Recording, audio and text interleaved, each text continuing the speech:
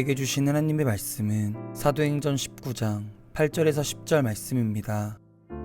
바울이 회당에 들어가 석 달 동안 담대히 하나님 나라에 관하여 강론하며 권면하되 어떤 사람들은 마음이 굳어 순종하지 않고 무리 앞에서 이 도를 비방하거늘 바울이 그들을 떠나 제자들을 따로 세우고 두란노 서원에서 날마다 강론하니라. 2해 동안 이같이 하니 아시아에 사는 자는 유대인이나 헬라인이나 다 주의 말씀을 듣더라. 오늘 이 말씀에 많은 은혜 받으시기 바랍니다. 과연 우리가 새로운 하나님의 사람이 되고 새로운 시작이 되었을 때 예수님의 제자들은 이제 베드로와 또 함께하는 제자들이 어떤 일을 했는지 사도행전 3장부터 계속 된다면 이제 그 다음에 13장 14장 이후로 들어가면 바울과 바울의 영향을 입은 바울의 제자들이 어떻게 로마 제국의 도시마다 이 교회를 세워 나갔는지를 잘 볼 수 있는 그러한 장면입니다. 이 8절에 보면 바울은 도시에 가서 맨 처음에 방문한 곳이 유대인들이 모여 있는 회당이었습니다.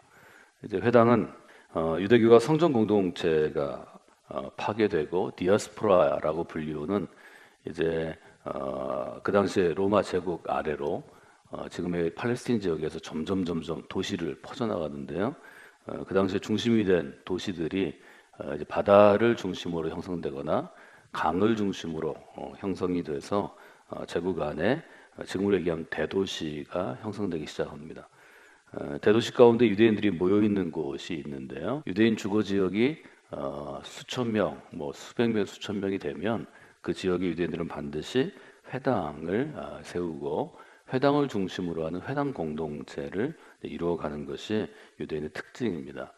그래서 하나님께서 바울을 선택하신 측면이 있는데 바울이 새로운 도시에 가면 먼저 본인이 유대인이기 때문에 유대인들과 먼저 접촉점을 가졌습니다. 그러니까 만나는 장소를 가졌는데 그 장소가 바로 회당이었습니다. 바울이 회당에 들어가서 석 달 동안 담대히 하나님 나라에 대하여 강론하고 권면했다. 이 8절의 구절이 말하자면 교회 안에서 가르치는 사역, 교육의 사역을 얘기할 때 근거로 삼는 것입니다. 바울이 가르친 내용은 어떤 것이냐? 그래서 하나님 나라였습니다.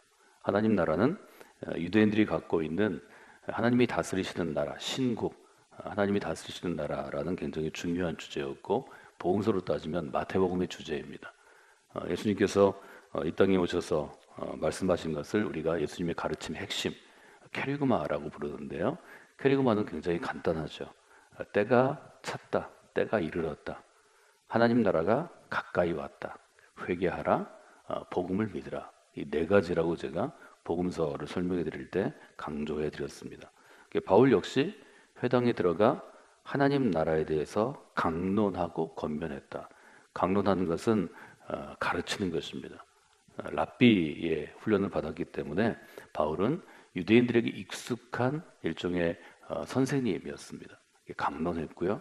권면하는 것은 일종의 이것은 목회자의 역할입니다. 강론은 있는 것을 설명하는 역할이라면 권면하는 것은 이것을 믿으라고 사실은 권하는 것입니다. 그래서 설교에도 그런 측면이 있죠. 설교에도 어떤 성경의 내용이나 신학적인 주제들을 강론할 수 있습니다. 강의하듯이 할 수 있습니다. 그것만으로는 좋은 설교라고 볼 수 없죠. 제가 여러분들께 강조하는 것은 한 단어입니다. 저는 담대히라는 단어가 중요하다고 여러분에 말씀드렸습니다. 저는 바울이 갖고 있는 이 담대함이 바울의 주변에 있는 사람들에게 영향을 주었다고 생각합니다. 그것은 작은 저의 삶에서도 마찬가지였기 때문입니다. 저는 여러분이 그리스도로 살아갈 때 이 담대함을 매일 하나님께 공급받는 분들이 되시면 좋을 것 같습니다. 바울이 물론 담대하게 회당에 가서 가르칠 수 있는 여러 가지 좋은 그의 배경들이 있었습니다. 흔히 우리가 백이라고 부르죠. 한국 속어로 백그라운드가 있었습니다. 바울은 그 당시 당대 최고의 지성인이었습니다. 많이 배우고 많이 생각하고 지적인 수준이 탁월한 사람이었습니다. 또 바울은 스스로도 유대인 중에는 내가 가장 열정 있는 사람이다라고 얘기할 정도로 하나님을 열심히 섬겼습니다. 또 부모가 그를 귀하게 존귀하게 키웠기 때문에 그냥 당대 최고의 가말리엘이라고 하는 선생님 밑에서 지금 우리가 가면 최고의 학부를 다닌 사람이었습니다. 이런 것들이 그에게 자신감을 주었을 것입니다. 그러나 이 자신감은 바울이 목회할 때 걸림돌로 작용을 했지 디딤돌로 작용한 것은 아닙니다. 바울이 담대하게 된 것은 그가 다메섹에서 부활하시는 그리스도를 만나고 그분의 사람으로 변화되는 적어도 사역을 시작하기 전에 10여 년간의 고통의 세월이었습니다. 바울이 이렇게 담대한 사람이 아니었습니다. 저는 여러분들이 하나님의 사람으로 살아갈 때 이 담대함이 하나님이 주시는 선물이고 하나님의 능력이 한 인간에게 임할 때 주실 수 있는 가장 큰 선물이라고 생각합니다. 우리가 믿음으로 살아갈 때 믿음으로 살아간다는 것은 내가 원치 않는 사람에게 공격을 받는 일이 잦습니다. 말하자면 악한 세력들이 이 사람을 쓰러뜨리기 위해서 이 사람이 영향을 주고 있는 교회 공동체를 쓰러뜨리기 위해서 매일같이 사실 공격이 있습니다. 이 공격을 막기 위해서 바울은 전신갑주를 입어라. 말하자면 풀 아머, 로마 군인이 싸울 때 전체적으로 보호를 하는, 그래서 투구를 쓰고 가슴에 방패를 들고 갑옷을 입고 그 다음에 신발을 신고 칼과 방패를 들고, 그래서 에베소에 보면 전신갑주라는 말을 저희가 쓰죠. 가장 중요한 갑옷은 보이는 것이 아니라 그리스도인에게 주시는 담대함이다 하는 점을 여러분들이 이 구절에서 기억하시면 좋겠습니다. 예를 들어 고린도라는 도시가 있습니다. 바울이 고린도에서 굉장히 많은 실패와 좌절과 눈물을 쏟았는데요. 고린도 서신은 눈물의 편지라고 쓰죠. 고린도서 2장에 보면 바울이 고린도에서 교회를 개척할 때 어떤 일이 있었는지를 솔직하게 얘기합니다. 고린도서 2장 1절에 보면 형제들이여 내가 여러분들에게 가서 하나님의 증거를 전할 때 말과 지혜의 아름다운 것으로 하지 않았습니다. 내가 너희 중에서 예수 그리스도와 십자가에 못 박히는 것 외에는 아무것도 알지 않기로 마음에 결심했습니다. 내가 너희 가운데 거할 때 약하고 두려워하고 심히 떨었노라. 이 지금 5절 고린도에서 경험했던 이 경험 세 가지죠. 난 약했습니다. 나는 두려움에 사로잡혔습니다. 나는 심히 떨었습니다. 지금 수많은 사람들이 있는 에베소에서 회당에 들어가 가르칠 때는 담대하게 하나님 나라에 가르쳤는데 고린도에 가서 전도하고 교회를 개척할 때는 바울이 자기 상태를 얘기하죠. 약했다, 두려워했다, 심히 떨었다. 에베소에서의 상태와 고린도의 상태가 아주 다릅니다. 에베소에서는 담대하고 당당하게 갑옷을 입은 하나님 나라 군대의 장군으로, 용사로 바울이 서 있었지만 고린도에 갔을 때는 똑같은 일을 하는데 난 너무 지금 약해 있다. 이 어떤 일이 있을지 내가 두렵다. 내가 이걸 감당할 수 있을까? 떨었다는 거죠. 바울이 고린도에 가기 전에 머물렀던 도시가 아덴입니다. 지금 여러분들이 그리스에 가시면 아테네, 신전이 있는 아테네에 가시게 되는데요. 아테네 갔을 때 바울은 큰 기대를 가지고 그리스로 들어갑니다. 왜냐하면 바울은 그리스 철학을 일종의 전공한 철학자입니다. 그래서 그리스 철학의 옷을 가지고 그 안에 그리스도의 복음을 담아서 내가 철학자로 변증하면 아테네 사람들이 반응할 것으로 보게 됩니다. 아테네 사람들이 바울은 강력하게 도전하고 설명하고 설교하는데 반응하지 않습니다. 바울의 논리에 설득을 당하지 않습니다. 아테네는 그 당시에 지성의 도시이고 그 당시에 문화의 도시입니다. 사람이 실패하면 아무리 똑똑하고 잘난 사람도 마음이 위축되고 낙심되고 어렵잖아요. 여러분들이 누군가의 공격을 받거나 또 실패를 경험하면 똑같은 것입니다. 아테네는 지성의 도시이고 철학의 도시였고 고린도는 타락한 도시였습니다. 바울의 눈에는 타락한 도시였습니다. 그래서 바울은 아테네에 가서는 내가 그리스도의 복음을 잘 전했을 것이라고 스스로 생각했고 판단했습니다. 좀 자신감 있게 아테네로 갑니다. 근데 고린도에 갔을 때는 이미 아테네에서 실패했고 고린도는 말을 듣지 않는 곳입니다. 바울처럼 그리스도의 복음에 따라 사세요. 그러면 너나 사세요. 그렇게 할 도시입니다. 바울이 가서 어디 얘기를 걸만한 사람도 없습니다. 그런 도시 두 개가 이제 딱 바울 앞에 있는 것을 보게 됩니다. 그래서 바울은 아테네에서 실패한 다음에 고린도에 들어가서 여러 가지 어려운 가운데서도 이런 결심을 하죠. 4절에 보면 고린도전서 2장입니다. 나의 말과 나의 전도함이 설득력 있는 지혜의 말로 하지 아니하고 다만 성령의 나타나심과 능력으로 하여.